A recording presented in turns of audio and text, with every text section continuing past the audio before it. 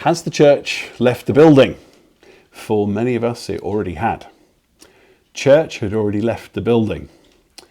The church has been forced to leave the building, unable to gather for its services. I've seen some happy claims on social media celebrating that. Yay, church has left the building.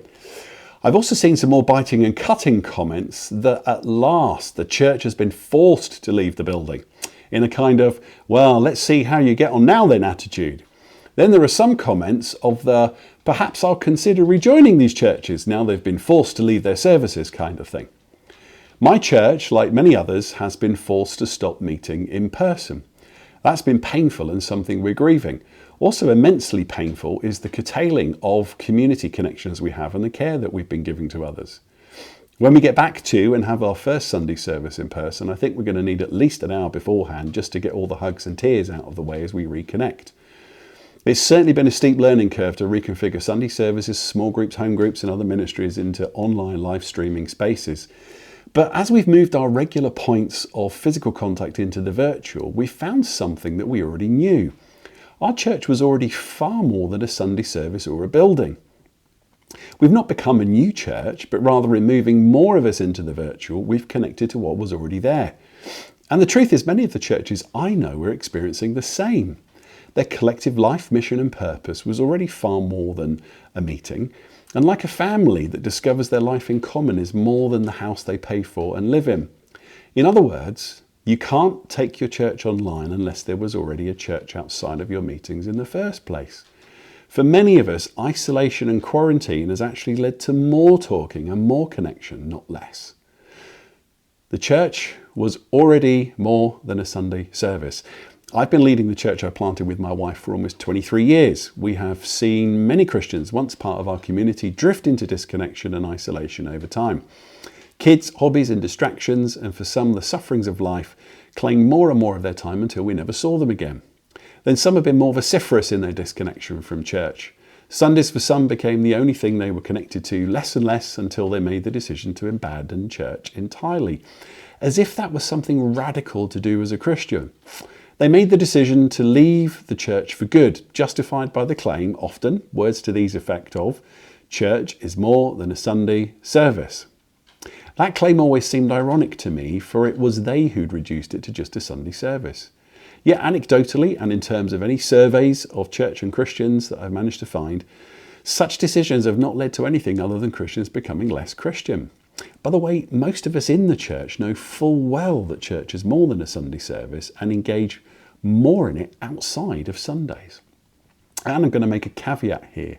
I am not talking about those genuinely abused or hurt by the church. Some of my dearest friends have been treated appallingly by churches. In fact, some of my pastor friends have been used and abused by churches that they have served. I'm rather talking about those who've become pathologically unable to gather with others around their faith. Those for whom it matters not that they do nothing day to day for the mission of the kingdom, just as long as they're not in a church with a Sunday service or a building. Too much of modern church worship, to be honest with you, has become over the years a kind of sacralized narcissism, something to make us feel better and something to use to get something else from life, or to turn to in a crisis from time to time.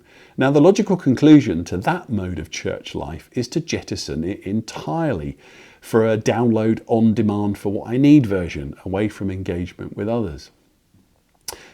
Lastly, an angiogram. What are the conditions of your heart and that of your church?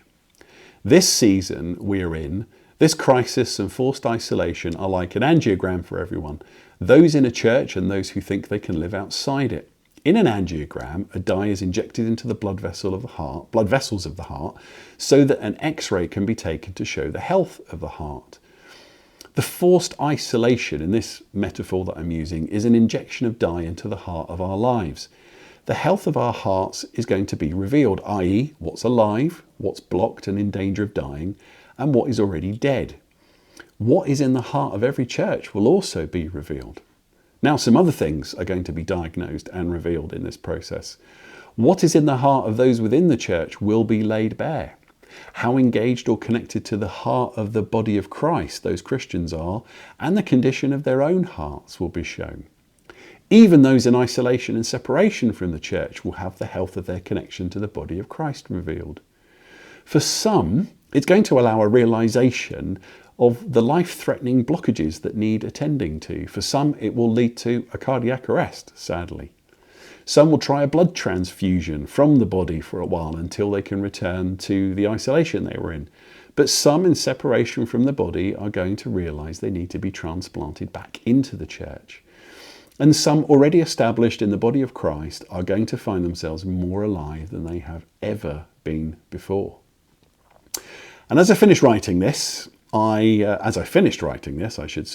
heard my wife laughing, a sign that she was online with church colleagues and team members from the church.